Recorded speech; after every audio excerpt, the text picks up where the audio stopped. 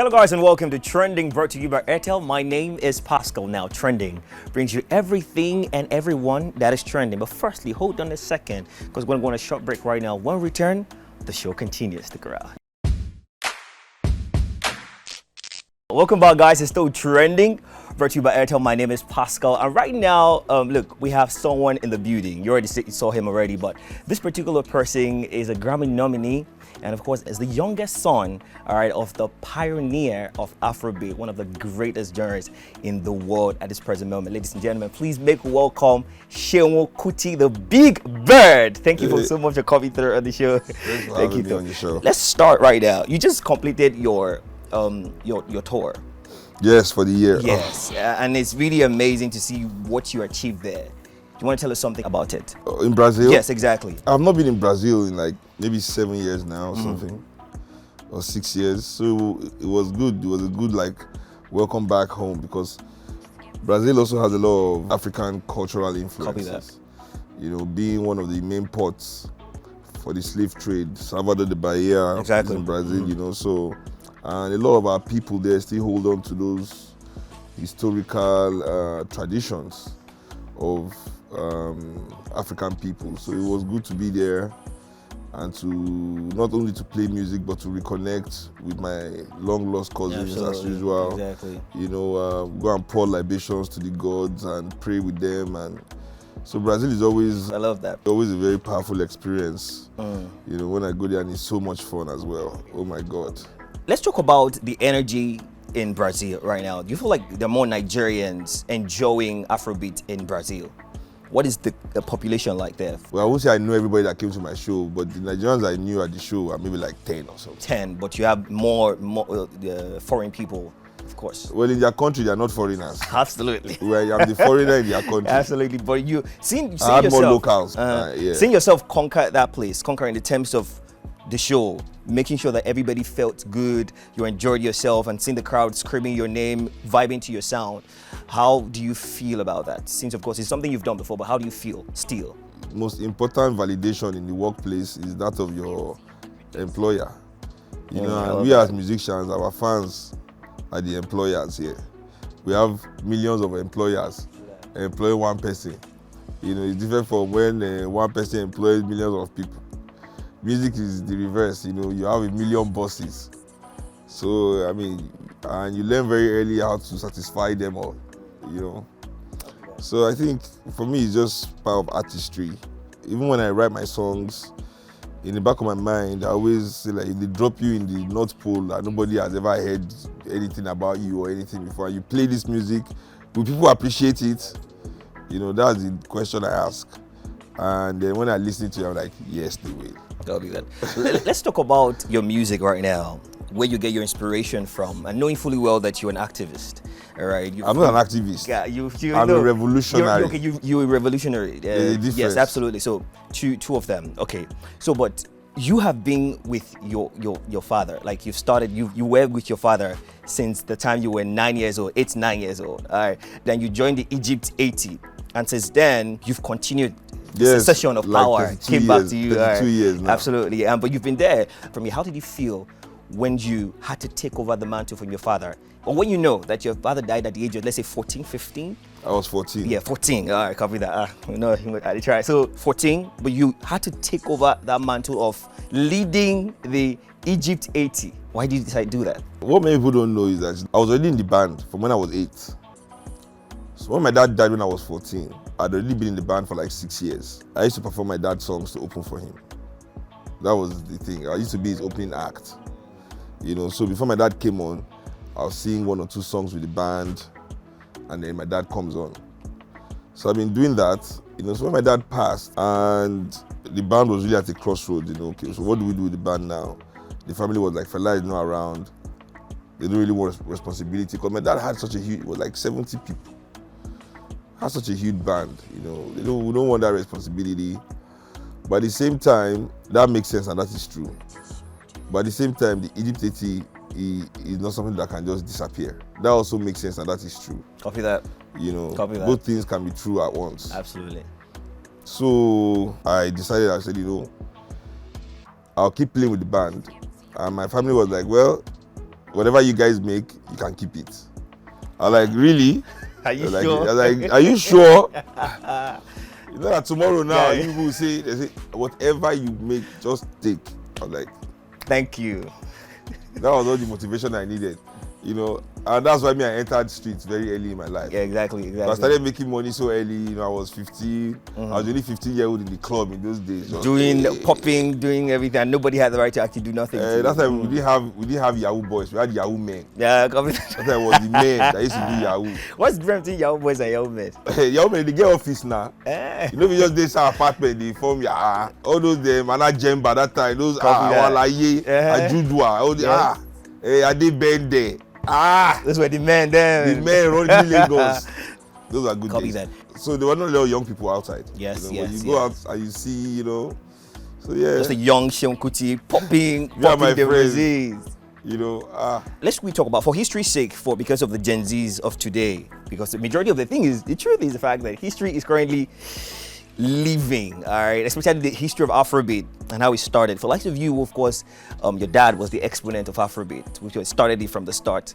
And I want you to take us through how you felt in 1997 when your daddy died at the age of 14. That day, how was it? What exactly happened that day? And there's also this misconception of the thing that really happened. For history's sake, please tell the youths. Let us know what exactly happened that day. Yeah, I've already been in the hospital. I've been sick for a while, you know.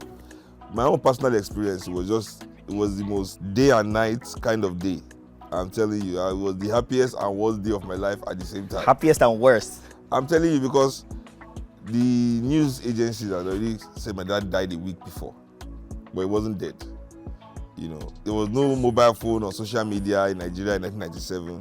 Yeah, exactly. You know, all these means of communication, even email was scarce, you know, like hardly anybody had email by 97. When my father's friends all over the world heard the first news that he had died, many of them came to Nigeria immediately, like, fella is dead, you know, because that was the only way to verify. Verify, exactly. So one of my daddy's very good friends, his name is Michele Avantario. He's late now as well. He bought me a PlayStation.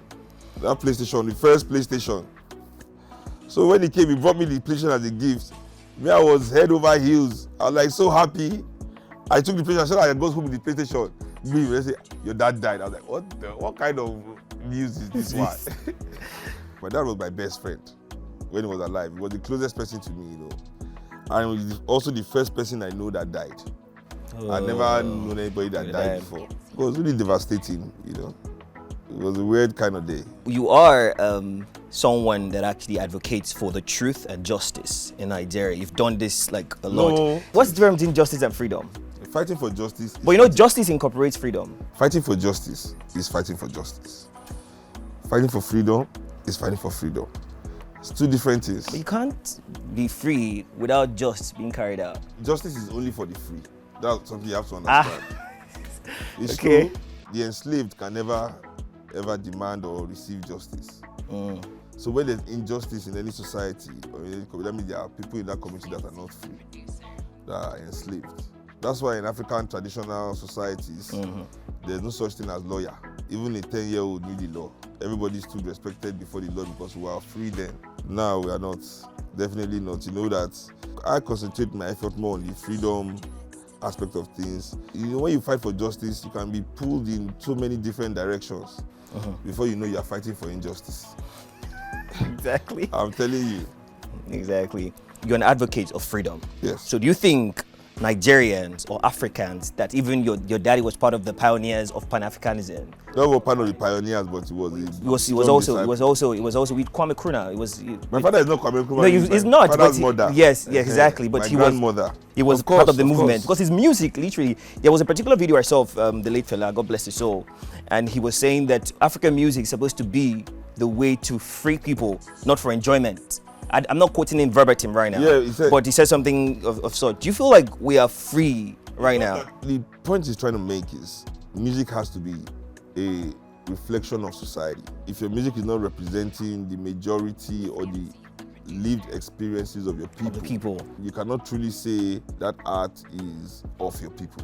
That's why I say we in Nigeria today, you know, our music is white, with like a white man wearing agbada. Yes, agbada is African attire. Yes. You know, but the substance is still European. The symbols, you know, the red, black, and green flag of Pan-Africanism is replaced with the green, red, and green of Gucci. Money. You know, the symbols in our videos. Exactly. The things that occupy the main spaces of our videos that bring, you know, at the core of the essence of the message that we pass visually, because symbol is culture. You know, symbolism, the culture is represented most significantly by its symbols. Copy that. You know, like even fascism, when you see that Nazi swastika, Yes, once you see the symbol, you see know, that symbol, you immediately know this is what this is about. Absolutely. When I see the imagery of so-called African art, the symbols let me know what it truly is. But people really do not follow the symbols anymore, right? They do. That's why we all want to wear those things and we spend our money and we validate ourselves. No, I'm talking about our own African symbols. It's because we don't push it. Copy of that. course, Africans would intuitively be drawn to their own symbols. Copy that. You know, that's why they hide it. Still Afrobeat right now, because Afrobeat right now, people are doing Afrofusion, Afro pop, Afro akpala. They're doing everything about Afro. Are you going to say that the etymology of Afro that your father, the late fella Nicola Kuti, created, are you going to say that it's still in the same line, or people have actually deviated from it, and what they're doing right now, is it Afrobeat to you or is not? Me, I see it like, you know, the whole reggae, the relationship between reggae, raga, and dancehall. You know, before it became dancehall, it was raga for a long time. Then now it's dancehall. Everybody now has their own identity. This is the beginning of our musical renaissance in Africa. You know, it's the beginning of Africa, you know, reestablishing its musical clout like it had in the, well, maybe not as much as we had in the 70s, but we're getting there. But yeah, Africa is finding its voice musically, artistically. Copy that. You know, children are allowed to go into the arts without people saying, what are you going to do in music? And it's not acceptable. Young people are just finding their own voice. As I said, we put too much pressure on them. So allow them to do whatever it is they want to do. Try to explore. I don't believe people should do whatever it is they want to do. You know, even the law doesn't allow us to do whatever it is. Okay. Oh, how I wish. But nobody should be allowed to do whatever it is they want to do just because, you know, we fail our own selves sometimes. So, but that being said, children should be allowed to be children. Young people should be allowed to be young. You know, the problem I have is the adults that continue to criticize the young people for being young while also trying to be young by force. Instead of growing up. As a colossal irony there. Yes, instead of growing up and, exactly, you know, behaving your age. In 2012, there was an Occupy Nigeria, all right, that actually went out. You were part of the Occupy Nigeria that came out. I remember Ojota there, me also, Maryland, Mende, that type. I know that you also came out to really follow the removal of fuel subsidy. Every day. And finally, the fuel subsidy has actually been removed. Has it? According to what they said on the 29th of May, 2023. Yes, so, like it's gone. They said they brought it back. At that time that you went for it, what was your morale of going for it? And right now, do you still support it that it should still remain or it should literally go? No, subsidy should stay, for sure. Why? You know, but in Nigeria, they have turned subsidies to like your toxic ex-girlfriend. You know, that is going and coming. You know, you don't even know if she's leaving. I don't know what to say again. The issue with the subsidy regime is not subsidy itself as an economic principle. Many countries in the world, you know, subsidize many aspects of the existence of their people. That's what a nation is. It's all of us trying to make things better for one another. And the government being the epitome and the representation of that togetherness, that agreement. You know, the way subsidies are one of those things. Many rich people in Nigeria live up the subsidy of the government. You know, Copy that. The Dangotes, the bankers, you know, these rich men, they all get different waivers, different tax breaks, you know, different interest-free loans, you know, different investment from the government to make sure that, last time even Dangote refinery received 2 billion. Copy that. You know, for a 20% stake. You know, this is the government subsidizing one way or the other big business. Subsidy is the one for the common man. You know, where it is even for me more atrocious. You know. Where it really shows the fact that the elites of this country are waging war against the poor. Is where? Economic war. But poor people don't know that. Because when you hail them, they give you some stipends from the from your money. The spoils of war that they have gotten. You know, it is still the same rich people that corrupt the subsidy system. The issue with the subsidy is not that we are over-consuming fuel. It's that people are siphoning, Exactly. misappropriating, misdirecting. Exactly. Privatizing. You know, Exactly. and charging the government for it. Now, this is where class consciousness needs to come to the fore. Nigerians, I'll repeat, are not class conscious. They don't even understand class. Every poor and working class Nigeria, instead of being adversarial to the elites of this country to understand that their interest is against your interest, we aspire to become them. So we are like foot soldiers for them while they are harming us at the same time. How are you going to tell a Nigerian that is not eating a 3-square meal not to collect the 5,000 naira that a rich man will say he wants to? Does that have to buy your soul? No, but at that moment, it's quenching my thirst. The problem is not the collecting. Collect him and stab him in the back. How can't you collect and still stab him in the neck? Okay, let's talk about the etymology behind the shrine. Why did Fela give it the name shrine? Many of the things Fela did in the 70s, he explained it in his book, This Beach of a Life. You know, his autobiography that Carlos Moore wrote. The shrine was for him, you know, we used to be called Empire. But when Fela now became more Pan-African, you know, and the music was also, you know, there's a spiritual aspect to the music, to the relationship that musicians have with their music. And my father also wanting his music to be a representation of his tradition. You know, there's a shrine in the shrine. Copy that. So the shrine is named after the shrine. In the shrine. Copy that. Okay, let's talk about all your music now. What else are you working on right now? What project are you working on right now? I'm done with my album. I'm about to finish like the post-production. Lenny Kravitz is producing. We've not like started talking the tracks or when we're going to release the album title or anything. You know, because we're not really done with the production, but we're done with the heavy lifting, which is recording. You know, recording for me is the hardest part of making an album. Yeah, exactly. What about selection of songs, though? No, when I'm ready to make my album, I write the 1 hour. If I want it to be 1 hour 15, 1 hour 10, I write the exact amount of songs for that, and those are the songs. I'm sure of it. Right, but there's a selection of songs. I don't like make 1 million songs and start choosing. Nah, I dedicate myself to make the perfect songs that are going to go on because in my project I like to tell a kind of story. Anyways, it's still trending, brought to you by Airtel. Yeah, it's Africa's biggest, covers over 44 countries in Africa. We're going on a short break right now. When we return, the show continues. Stick around. Welcome back, guys. It's still trending, brought to you by Airtel, and we still have the big bird, SEUN KUTI, in the building. It's about to play some games. Firstly, we'll start with a fast-fire question where I ask you some questions and you answer in less than 60 seconds. Thank you so much. In less than 60 seconds? 60 seconds. Each question? Yes. Or all the questions? Now all the questions in less than 60 seconds. Wow. Are you ready? Let's go. What your most expensive card did you have? Car? Yes, that you have. My Benz Jeep. Benz Jeep, but copy that. Okay, attend the Burna Boy's concert or Davido's concert? Both. Copy that. What's your best sketch position? What's sketch? What is sketch? Cool, I've never done it. You've never asked it before? I think once. Yeah, so what? I gave birth to when I was giving back to my Which child. one did you use? The missionary? I can't even remember how we did it. Copy that. It's so long. You just came like Adam and Eve. It's been so long. All right. If you were an animal, what type of animal will you be? I'll be a tortoise. Copy that. Why a tortoise? Because they're wise. No. Have you ever seen a tortoise having That's the G of the animals world. Okay, which do you prefer? All right, beans and plantain or akara and bread? Akara and bread.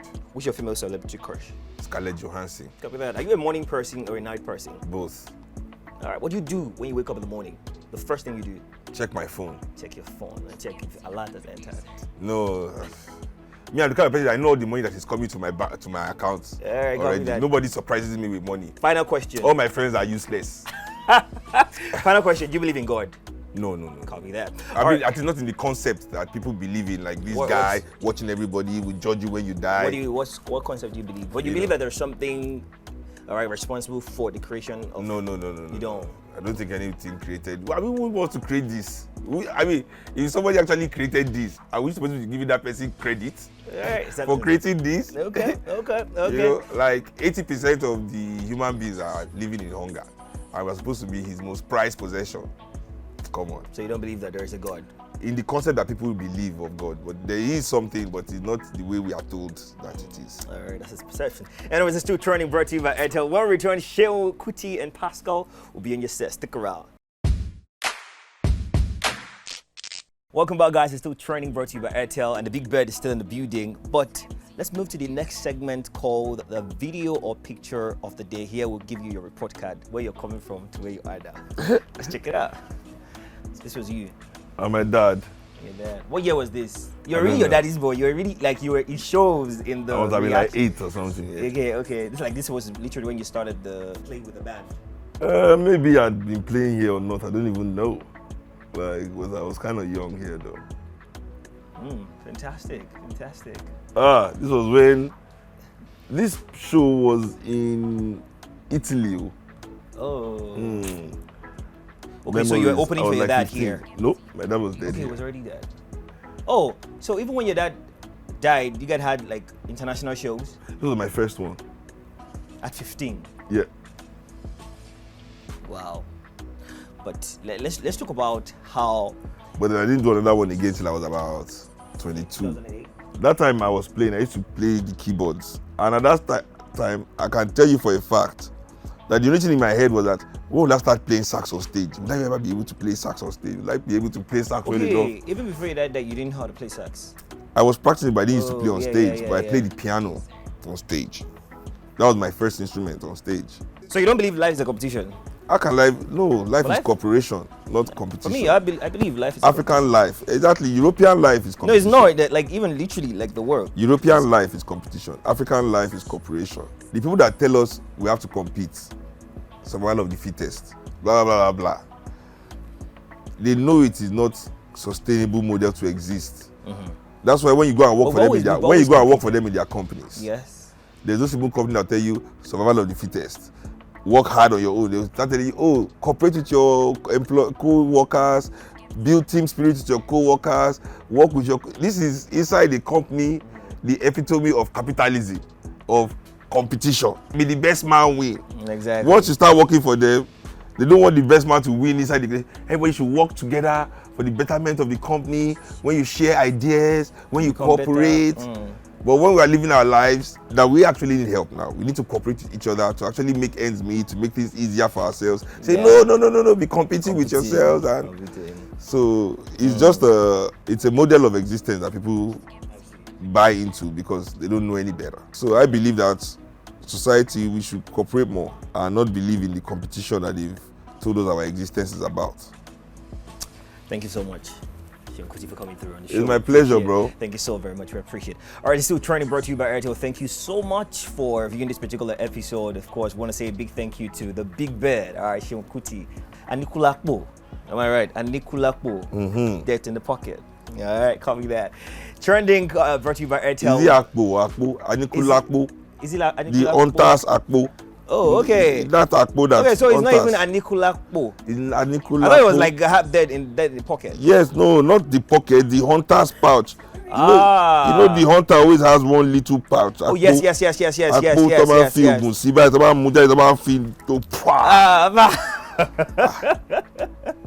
All right. So it's Anikulakbo. Anikulakbo, not Anikulakbo. Remember that.